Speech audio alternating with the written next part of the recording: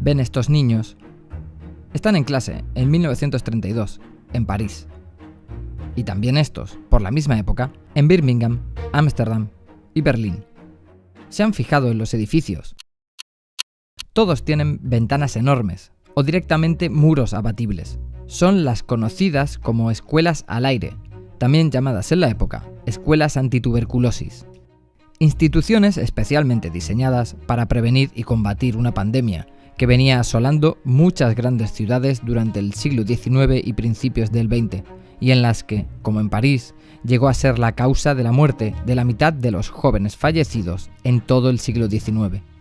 Y es que, durante décadas tras el descubrimiento del bacilo de la enfermedad por Robert Koch, lo único que se supo es que la bacteria era infecciosa, que sobrevivía en los lugares más oscuros y polvorientos, y que el sol y el aire limpio y el reposo mejoraban a los pacientes.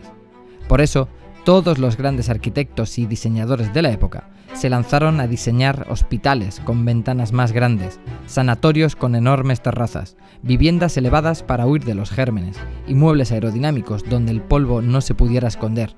Y así nació la arquitectura modernista, el gran ejemplo de cómo las pandemias han dibujado desde siempre la forma de nuestras ciudades.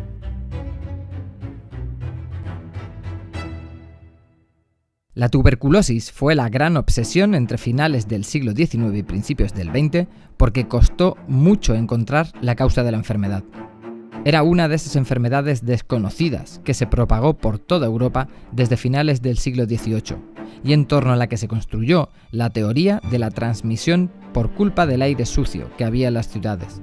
La teoría predominante era la miasma, la creencia medieval de que la enfermedad se propagaba por el contacto con ese aire malo. Así que la única recomendación para la mayoría de casos era salir a la montaña y tratarse al aire limpio. Y así fue hasta 1882, cuando Robert Koch identificó el bacilo causante de la enfermedad y se descubrió que era contagiosa y que era capaz de acumularse en las zonas de polvo. Entonces el foco pasó a las casas. Eran las casas las que estaban enfermas. Los primeros protocolos recomendaban a los pacientes que al llegar a casa se eliminaran las alfombras, las cortinas, se encalaran las paredes, se abrieran las ventanas y se eliminara todo lo que acumulara el polvo. Con la idea central del saneamiento de los espacios para combatir la enfermedad, los arquitectos modernos empezaron a hacer edificios blancos, con grandes ventanales, con terrazas para tomar el sol, para hacer ejercicio. Echamos las ciudades desde muchos puntos de vista, pero una de las cosas que se tiende a olvidar es que las ciudades realmente están hechas de capas y capas de respuestas precisamente a epidemias, a amenazas de enfermedad de todo tipo. Y lo que es muy interesante es que estos arquitectos, como Le Corbusier, como Gropius, como Neutra, como todos ellos, constantemente hacen referencia a la tuberculosis. No es que digan, es que nos gusta más así, no, están diciéndolo. La arquitectura del siglo XIX es como un viejo sofá lleno de tuberculosis, o hay que levantar las casas del suelo con pilotis porque en el suelo húmedo es donde nace la enfermedad.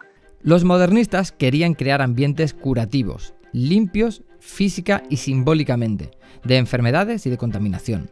El sanatorio Paimio del finlandés Alvar Aalto se convertiría en el gran referente de las construcciones hospitalarias, con sus edificios repletos de ventanales y terrazas. Mientras, Le Corbusier diseñaba la ultramoderna Villa Savoye, pintada de blanco clínico, con habitaciones suspendidas con pilotis sobre la tierra, para huir de los gérmenes de debajo. Y dentro de las casas, los muebles fueron los siguientes en sufrir la reforma sanitaria. El polvo alojado en elementos decorativos era un enemigo de la higiene. Los diseños minimalistas reemplazaron la madera tallada y la tapicería. Utilizaron materiales ligeros y lavables en formas aerodinámicas, más fácil de mover para limpiar el polvo y los insectos en los escondites de la oscuridad.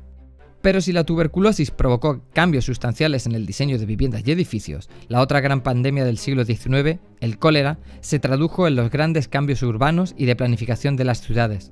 Y es que, como ocurría con la tuberculosis, durante siglos no se creyó en que el cólera se transmitiera, sino que estaba en el aire. Cuando finalmente fue descubierto en Londres que la causa de la epidemia de cólera era un pozo infectado en el centro de Soho, llegarían una serie de reformas legislativas y de infraestructuras sanitarias que no solo tendrían lugar en Londres o en París, sino en las grandes ciudades del siglo XIX. Incluso cuando Le Corbusier, en términos de la ciudad, propone cortar el centro de París y extraerlo en una especie de operación quirúrgica, habla de este París histórico, tubercular Paris, París tubercular.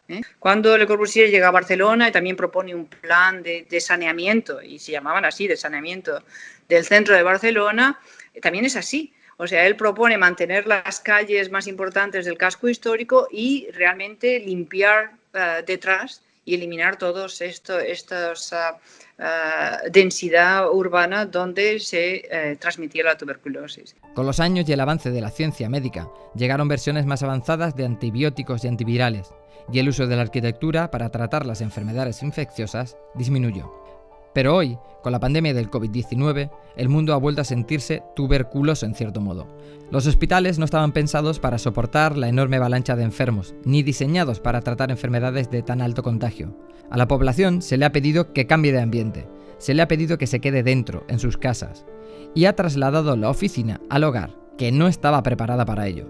Y con la llegada de la nueva normalidad y el distanciamiento social, todos los espacios públicos se tienen que adaptar para ser más preventivos e higiénicos.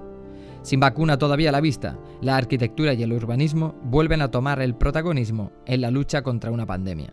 ¿Cuánto cambiará de una forma permanente? Depende también de cuánto tarde esta situación. Si nos liberamos de esto pronto, pues seguramente no tendrá tanta repercusión. Si realmente dura más, entonces sí que nos habrá impactado de una manera importante.